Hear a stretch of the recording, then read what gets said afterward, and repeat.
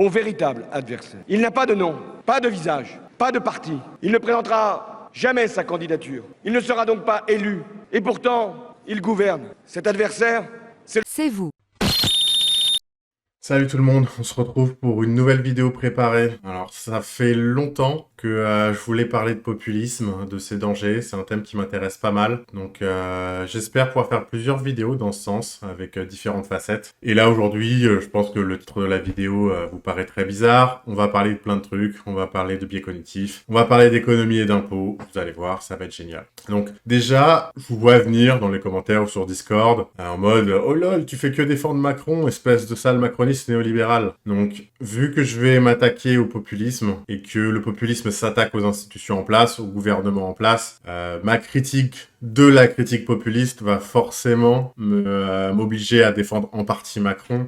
Personnellement, Macron, je le trouve assez critiquable. Mais le populisme est aussi, aujourd'hui, c'est là-dessus dont je voudrais parler. Donc, c'est pas parce que j'attaque les arguments populistes contre Macron que je suis un ardent défenseur de Macron. C'est franchement pas mon cas. Donc, on va démarrer par le début, on va démarrer par une définition. En réalité, c'est un terme assez difficile à définir, voire impossible. C'est attribué à tout un tas de partis. Aux États-Unis, c'était surtout avec Trump, et aussi pour Bernie Sanders, qui ont été tous les deux attribués de populistes, que les deux ont plus ou moins revendiqué le terme d'ailleurs. En France, ça va plus être attribué au RN, à Reconquête pour la partie droite, et LFI plutôt à gauche. Ça va être aussi utilisé pour tout ce qui est Asselineau. En gros, c'est beaucoup ce qui est qualifié d'anti-establishment, qu'on va retrouver à droite ou à gauche. Donc, on voit d'ailleurs, du coup, voilà, quand on regarde la LFI et la RN, les idéologies sont assez radicalement différentes. Donc, c'est pas très pertinent de voir le populisme comme une idéologie à part entière, mais plutôt comme une proto-idéologie qui va venir se greffer à des idéologies existantes avec lesquelles elles sont très compatibles. Donc, du coup, ce que je vais proposer, c'est plutôt comme angle d'analyse, c'est de regarder les croyances fondamentales du populisme, notamment la principale et qui est commune à tous les mouvements qui sont qualifiés de populisme ou qui se revendiquent populistes. Et donc du coup, c'est l'opposition presque morale entre un peuple qui lui serait vertueux et des élites qui seraient corrompues, qui auraient pour but d'opprimer le peuple ou qui, une fois au pouvoir, le trahiraient. Donc par exemple, on a Zemmour. Je n'ai rien contre les étrangers. Simplement, je préfère les Français. Et donc, ce que je préfère, c'est défendre les Français. Nous avons aujourd'hui des élites qui, depuis 20 ans, préfèrent les étrangers aux Français. Moi, je préfère les Français aux étrangers. Qui, du coup, est dans un narratif de trahison du peuple français. Les élites politiques, principalement, sont censées représenter le peuple français et servir les intérêts du peuple français. Donc, dans le cas de Zemmour, c'est en organisant le grand remplacement. Ce qu'il y a derrière, le coup politique et idéologique. Qu'est-ce qu'il y a derrière? C'est très simple. On l'a pris parce qu'elle est Emmanuel Macron, populaire. Non, on la prend pas parce qu'elle est populaire. Emmanuel Macron n'est pas si idiot. Emmanuel Macron la prend pour montrer le grand remplacement à l'œuvre et pour obliger les Français à l'accepter et à s'y soumettre. C'est ça qu'il y a derrière ce choix. Sans surprise, on retrouve la même notion chez Marine Le Pen. Faire barrage aussi, mes amis, à cette caste qui nous gouverne avec arrogance, ce pouvoir de quelques-uns au bénéfice de quelques-uns. Et d'autres trucs plus anodins où on a carrément Francis Lalanne qui appelle à destituer Macron pour haute trahison. Bon, je reviens pas trop là-dessus. Mais on a aussi ça à gauche où chez Mélenchon, il va plutôt rejeter ce terme d'élite qui va substituer au terme, à la place, il va utiliser du coup le terme plutôt d'oligarchie. La dichotomie bourgeois prolétaires, non seulement les bourgeois n'y sont plus, c'est une oligarchie, et les prolétaires, leur condition a été généralisée à toute la population, et c'est le peuple.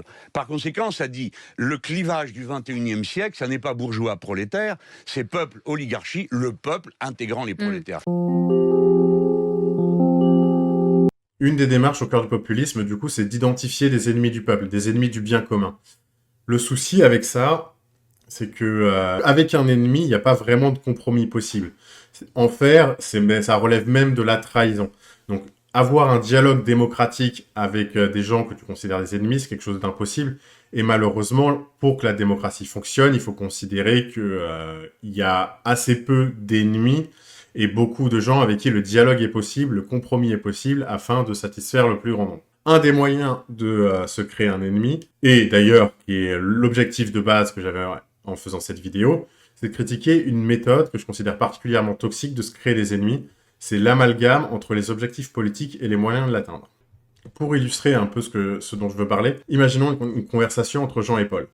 Paul, qui va nous dire « Hey, mon objectif politique, c'est de mettre en place la mesure X afin d'accomplir le but B. » Et là, on a Jean qui va répondre « Hey, à toi aussi, je partage le but B, mais je ne suis pas d'accord pour dire que X est un bon moyen d'atteindre B. » Et là, Paul qui vient répondre « Tu es donc contre mon but B. B étant très important pour moi, je te considère donc comme un ennemi politique. » Donc, dans cet échange, on voit assez facilement que Paul fait un raisonnement invalide sur les propos à partir des propos de Jean. Et je vous vois venir en disant « Non mais, la conversation, elle n'existe pas. » À quoi je vais vous répondre « Est-ce que vous en êtes vraiment sûr ?» Parce que j'ai d'autres exemples. Par exemple, si Paul nous dit « Je pense qu'on devrait sortir de l'Europe et de l'OTAN pour reconquérir la souveraineté de la France », je pense que c'est un discours que vous avez déjà entendu. Et là, Jean peut répondre « Non, moi je suis plutôt pro-européen ». Et on va avoir un débat houleux avec Paul qui s'impatiente et qui va nous dire « Visiblement, tu veux que la France disparaisse au profit de l'Europe, que celle-ci n'ait pas de souveraineté, et toi aussi tu fais partie de cette trahison, blablabla, tu es financé par la CIA », autre invective du genre. Je pense que si vous avez déjà discuté avec des militants de l'UPR, vous avez déjà eu des discussions assez similaires. Et donc du coup, ici, la réflexion,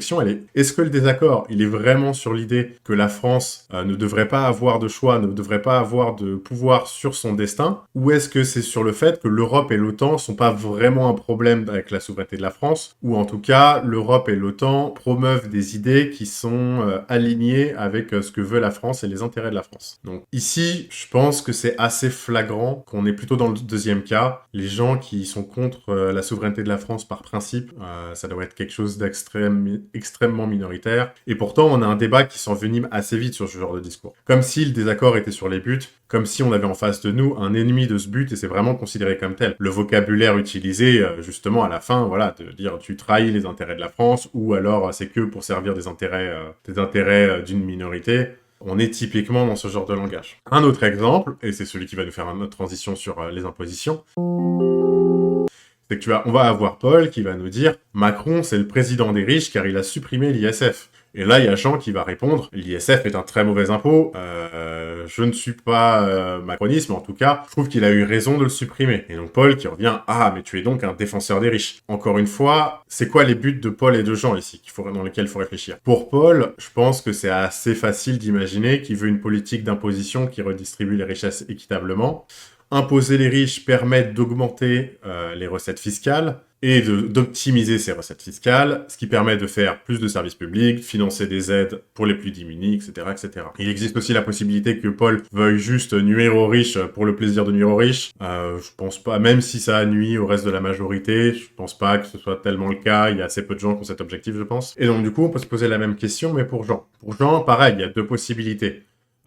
Soit il kiffe juste les riches, ou il est lui-même riche, et le seul truc qu'il veut, c'est aider les riches, soit pour son propre intérêt personnel, ou par un désir bizarre de faire kiffer les riches. Ou alors, Jean peut penser que cet impôt est contre-productif, mais il partage le même but d'optimisation des recettes fiscales et d'augmentation des recettes fiscales pour pouvoir financer tout un tas d'aides et de services publics. Dans la majorité des cas, il y a bien un but commun qui est celui d'optimiser les recettes fiscales et de faire participer aussi les riches à ces recettes fiscales afin de permettre des politiques de redistribution via des aides ou des services publics. Et donc du coup, c'est l'introduction parfaite à un concept en économie qu'on appelle la courbe de Laffer, qui nous vient donc d'Arthur Laffer, un économiste américain libéral. Et donc, ce qu'on comprend de cette courbe, comme vous pouvez le voir, c'est que la forme, évidemment, est extrêmement simplifiée, mais que quand on regarde les recettes fiscales et le taux d'imposition, à partir d'un certain taux, et ce qu'on va appeler les taux dissuasifs d'imposition, on va avoir les recettes fiscales qui diminuent. Ça, c'est quelque chose qui est souvent ignoré, c'est que oui, augmenter les impôts, au bout d'un moment, ça peut diminuer les recettes fiscales, contrairement à ce que beaucoup peuvent penser. En réalité, c'est assez intuitif. Si on a 100% d'impôts, même à partir d'une certaine tranche, si j'ai 100% d'impôts, est-ce que je vais essayer de créer de la richesse qui va être imposée à 100%? Il y a probablement pas. Il y a peut-être quelques personnes hyper altruistes qui vont le faire, mais globalement, ça va pas arriver. De la même manière, générer de la richesse supplémentaire, ça va demander des efforts, ça va demander des investissements. Je vais devoir réfléchir sur comment j'implémente ma stratégie. Il faut que les bénéfices perçus valent le coup. Si je suis imposé à 90% derrière et que je retire 10 balles, ça va pas valoir le coup. Je vais probablement ne pas faire ces efforts-là. Et donc du coup, vu que je vais créer moins de revenus, je vais être aussi moins imposé. Donc du coup, ça va être une perte pour l'ensemble de la société. Après, cette courbe de Laffer, elle est à modérer un petit peu parce que il y a pas mal de débats sur le point optimal d'imposition qui va varier selon les sociétés, les types d'impôts, et beaucoup de facteurs qui font que dans l'ensemble, il y a pas mal de choses à discuter. Mais l'idée que les impôts puissent être dissuasifs et puissent diminuer les recettes fiscales, dans certains contextes et dans certains cas, c'est quelque chose d'assez consensuel. Pour l'ISF, du coup, est-ce que c'est le cas? Est-ce qu'on est dans un impôt dissuasif? Donc du coup, j'ai retrouvé plusieurs études, je vous mets la liste en description, comme d'habitude, qui regardent un petit peu pourquoi et comment se sont faits les impôts sur le patrimoine, dont l'ISF fait partie. Donc dans les années 90, il y a à peu près entre une douzaine et une quinzaine de pays qui ont mis en place des impôts sur le patrimoine, et aujourd'hui, il en reste à peu près 4. Un des reproches récurrents à l'impôt sur le patrimoine, c'est son inefficience. C'est que l'impôt sur le patrimoine, la manière dont il fonctionne, c'est que du coup, il va falloir chaque année évaluer la valeur de vos biens immobiliers, de vos œuvres d'art, de vos entreprises et aussi de vos comptes en banque. La partie compte en banque, c'est limite le plus facile. Et donc du coup, pour ça, il faut aussi, du coup, de l'autre côté, qu'il y ait beaucoup d'agents de l'État pour vérifier ces estimations et en refaire tout simplement pour vérifier si la personne fait des déclarations fausses. Par exemple, aux Pays-Bas, 26% de la taxe sur le patrimoine servait juste à financer l'administration nécessaire pour mettre en place l'impôt sur le patrimoine. En comparaison, l'impôt sur le revenu, c'est 4% qui est absorbé par l'administration nécessaire à sa mise en place. Donc là, on est sur un impôt qui est très inefficient. La page Wikipédia, si vous voulez vous amuser à la liste des biens qui sont dans la liste, on voit que c'est très vite un gros bordel à organiser. Le deuxième point, qui est le plus utilisé, ou en tout cas qui a été le plus utilisé par les personnes en faveur de la suppression de l'ISF, c'est la fuite de capitaux, qui du coup entraînerait une perte fiscale, parce que ces capitaux ne généreraient plus de revenus, ou en tout cas ils ne les généreraient plus en France, donc du coup ça ferait perdre des impôts au global.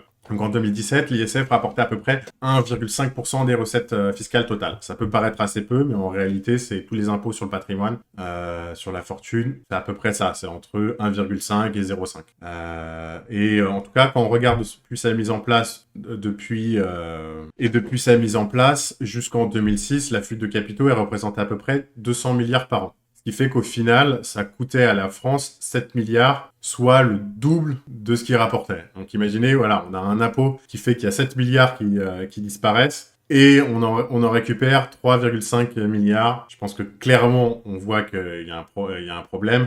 Et depuis sa suppression, on voit que les départs ont fortement diminué, au point aujourd'hui d'être plus faibles que les retours. Donc on est clairement dans un impôt qui nous coûte de l'argent plus qu'il en rapporte. On est typiquement là dans la courbe de Laffer, des impôts dissuasifs.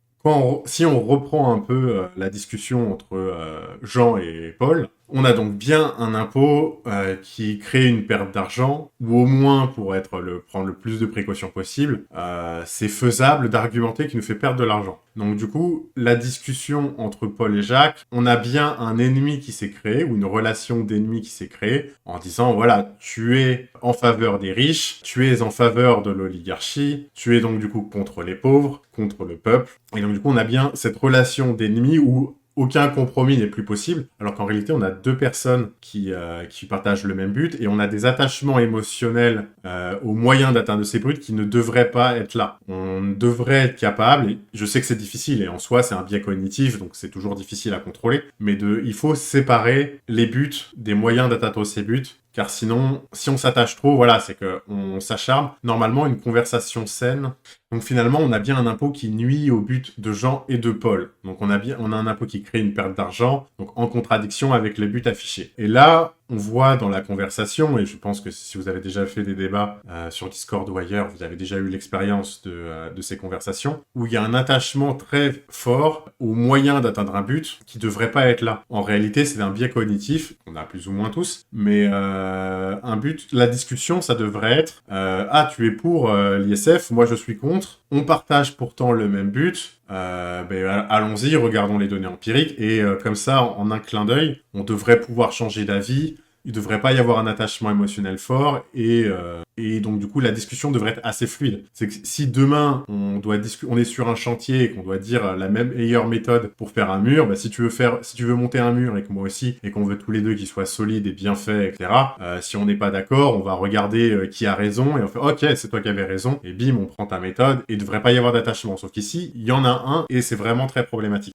Et là, je vous vois venir, parce qu'au début de la vidéo, j'avais parlé de la phrase « Macron est le président des riches parce qu'il a supprimé l'ISF », qu'on retrouve dans beaucoup de discours. Et vous allez me répondre « Ah, mais Macron, c'est quand même le président des riches ». À quoi je vais vous répondre, bah peut-être, mais ça change rien au fait que l'argument « Macron est le président des riches parce qu'il a supprimé l'ISF », c'est un argument qui est nul, qui est fallacieux et qui repose sur des bases complètement incorrectes. Si je dis « Manger des barres d'uranium, c'est mauvais parce que c'est pas naturel », ça reste un argument fallacieux, ça reste un appel à la nature, même si c'est vrai que manger de l'uranium, c'est pas le plus optimal si vous voulez rester en bonne santé. Et d'ailleurs, je suis prêt à parier que dans les réactions de cette vidéo, ça va être beaucoup de « Hey Ergo, t'es un immonde libéral de droite, facho et méchant ». Et vous allez voir, ça va être l'illustration parfaite de ce que je dis. C'est qu'on est dans un cas où il y a un attachement aux moyens, et de cet attachement aux moyens, on va conclure qu'il y a des buts différents. Et aujourd'hui, il faut réussir à sortir de ça, il faut prendre conscience de ce biais et arrêter de se créer des ennemis avec des gens qui ont les mêmes objectifs, avec qui les compromis sont possibles. Parce que si on veut un fonctionnement en démocratie, et une démocratie qui fonctionne correctement, on doit passer par le compromis. Aucun parti ne peut diriger tout seul dans son coin. Alors, avec la 5e République, c'est pas complètement vrai. Un parti peut avoir beaucoup de pouvoir tout seul, c'est pour ça que les institutions de la 5e sont, à mon sens, très problématiques. Mais le principe de la démocratie est censé reposer sur le compromis entre les différents partis, la possibilité de faire des coalitions, et pour ça, il faut être capable de faire la différence entre les gens qui partagent des buts vraiment différents de ceux qui ont des buts compatibles avec les nôtres et avec qui c'est juste un désaccord sur les moyens, et où dans ce cas-là, le compromis est possible, la discussion est possible et doit avoir lieu si on veut une démocratie saine. Et donc voilà, bah écoutez, c'est tout pour moi, j'espère que ça vous a plu. Comme d'habitude, je vous mets tous les papiers qui m'ont servi à ça de faire cette vidéo dans la description. N'hésitez pas à réagir en commentaire. Je passe quand même pas mal de temps à faire toutes ces petites vidéos en termes de recherche et tout, donc n'hésitez pas à laisser un petit like, hein, ça aide toujours au référencement, à commenter si vous n'êtes pas d'accord. Je vous remets aussi le lien du Discord dans la description, le lien de la chaîne Twitch qui va, je pense, servir plus à faire des débats de manière un peu plus occasionnelle, parce que finalement, je m'amuse un peu plus à faire ces vidéos préparées, mais s'il y a des gens qui veulent débattre de mes positions, bah écoutez, ce sera avec grand plaisir, hein, on programme ça, et on fera ça sur Twitch. Et sur ce, bah écoutez, je vous souhaite une bonne après-midi, une bonne soirée, une bonne matinée, où vous soyez, et puis à plus tard du coup.